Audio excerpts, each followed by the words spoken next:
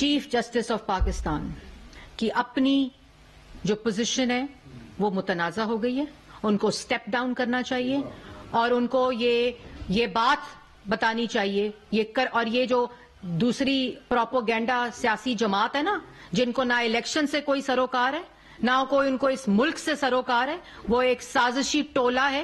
وہ جو کہہ رہے ہیں نا یہ الیکشن کا معاملہ ہے، یہ بینچ کا معاملہ نہیں ہے، یہ بینچ کا معاملہ ہے، یہ سپریم کورٹ کا معاملہ ہے، یہ آئین کا معاملہ ہے، یہ قانون کا معاملہ ہے، یہ چیف جسٹس آف پاکستان کے اختیارات کا معاملہ ہے، یہ آئین کی تشریح کا معاملہ ہے جو ایک کے لیے معطل نہیں ہو سکتا اور دوسرے کے لیے لاگو نہیں ہو سکتا.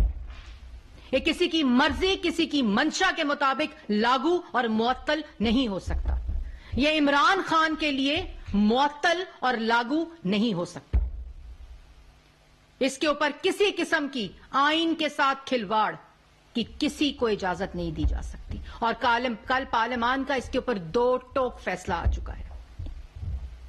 یہ تماشا ایک 2017 میں کالی لا بلیک لا ڈکشنری کا سہارا لے کر ملک کے 3 دفعہ منتخب وزیر اعظم کو پینما پہ نہیں بلکہ اس اقامہ کے اوپر جس میں تنخواہ نہ لینے کی سزا دے کر ڈسکوالیفائی کیا گیا. پھر پوچھتے ہیں معیشت ٹھیک کیوں نہیں ہوتی، روزگار کیوں نہیں ملتا.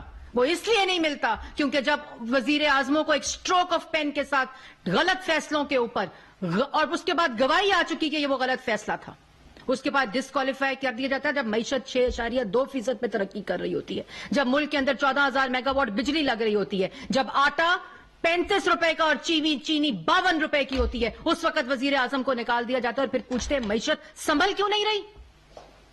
یہ وہ فیصلے جو کہ پاکستان کی عوام کے اوپر اثر انداز ہوتے ہیں، معیشت کے اوپر اثر انداز ہوتے ہیں، روزگار کے اوپر اثر انداز ہوتے ہیں، ملک کی ترقی کے اوپر اثر انداز ہوتے ہیں، اور پھر اس کے اوپر سوالات اٹھاتے ہیں کہ معیشت ٹھیک کیوں نہیں. معیشت اس لیے ٹھیک کیوں نہیں ہو رہی کیونکہ ایک ایسے شخص کو فیصلے سے مسلط کیا گیا، RTS کو بٹھا کر مسلط کیا گیا جس نے ملک کی معیشت کو تباہ کیا، عوام کو بے روزگار کیا اور عوام کی آٹا، چینی، بجلی، گیس، دوائی کو مہنگا کیا اور عوام کے پیٹ کے اوپر ڈاکہ ڈالا. آج اسی کی سہولت کاری کی جا رہی ہے جس نے کسی بھی دوست ممالک کو ساتھ نہیں رہنے دیا اور ایک کاغذ لہرا کر تماشا بنانے کی کوشش کی، جو بعد میں کہا محسن نقوی نے میرے خلاف سازش کی تھی. جب اسٹیبلشمنٹ نیوٹرل ہوتی ہے تو اس کو جانور کہتا ہے. جب سپریم کورٹ اس کے خلاف فیصلے دیتی ہے تو چیف جسٹس آف پاکستان کے تصویر کے اوپر جوتیاں مارتا ہے. جب ججز غلط فیصلے دیتے ہیں تو کہتا ہے اوئے زیبا جج. جب عدالت بلاتی ہے تو دندناتا ہوا بدماش کلاشنکوف اور اسلحہ لے کر عدالت کے اوپر حملہ آور ہوتا ہے. یہ اس کی سہولت کاری کی جا رہی ہے، یہ اس کو لاڈلا بنایا جا رہا ہے جو ایک فورن ایجنٹ ہے، جو ایک فورن فنڈنگ کے ذریعے منی لانڈرنگ کر کے آتا ہے، جو گھڑی چور ہے، جو اپنی بیٹی کو اپنے کاغذات میں ڈکلیئر نہیں کرتا، اس کو ایکسپٹ نہیں کرتا، جو ٹیرین کا والد ہے. یہ اس کی سہولت کاری کی جا رہی ہے.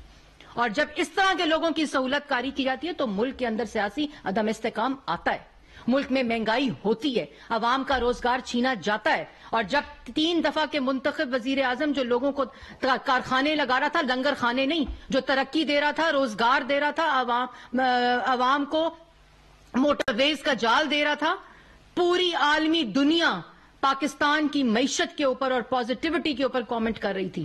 اس کو جب نکال دیا جاتا ہے اور اس طرح کے نالائق، نااہل، سازشی، فورن فنڈڈ فتنے فساد کو مسلط کیا جاتا ہے تو پھر ملک کا یہی حال ہوتا ہے.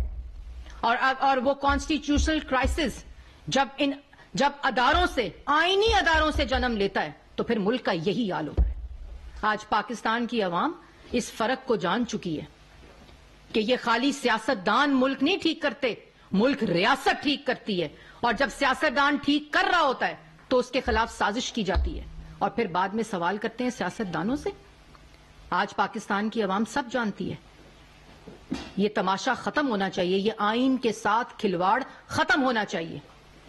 ملک کے اندر بالکل الیکشن ہونے چاہیے لیکن کسی کی مرضی، کسی کی دھونس، کسی کی دھمکی کی وجہ سے نہیں بلکہ آئینی طریقے سے ایک وقت میں پورے ملک میں الیکشن ہونے چاہیے. یہ کوئی الیکشن کا معاملہ نہیں ہے، یہ ملک کے اندر جو آئین کی غلط تشریح بار کر کے آئین کے اوپر حملہ کیا جا رہا ہے، یہ معاملہ اس کا ہے. جی سوال. میڈم یہ آپ بتا رہے کہ یہ جو معزز جج صاحبان ہیں آج تو فیصلے دے رہے ہیں، کیا وجہ ہے کہ اس وقت کیوں نہیں بیٹھے بینچ کے اندر جب 5 رکنی بینچ جو ہے 8 دن مسلسل سماعت کر رہا تھا؟ سوری، کیونکہ اس لیے نہیں بیٹھے. بڑا کمال سوال ہے. میری پریس ٹاک کی ساری اس بات پہ تھی. وہ اس لیے نہیں بیٹھے کہ وہ فیصلہ دے چکے تھے، وہ اس پٹیشن کو ڈسمس کر چکے تھے. سوال یہ نہیں پیدا ہوتا کہ وہ 4 ججز اس فیصلے میں کیوں نہیں بیٹھے جو پٹیشن ڈسمس تھی. سوال یہ پیدا ہوتا ہے کہ ایک ڈسمس پٹیشن کے اوپر چیف جسٹس آف پاکستان نے کیوں بینچ بنایا جب اکثریت کا فیصلہ اس کو ڈسمس کر چکا تھا. جب کوئی پٹیشن ہی نہیں تھی تو بینچ کیسے بنا؟ جب کوئی پٹیشن ہی نہیں تھی تو اس بینچ کا فیصلہ کیسے آیا اور اس کے فیصلے کو کیسے تسلیم کیا جائے؟ وہ آئین کے خلاف ہے، وہ سپریم کورٹ کے خلاف ہے، وہ آئین کی تشریح کے خلاف ہے، وہ قانون کے خلاف ہے. اس کو ایکسیپٹ نہیں کیا جا سکتا.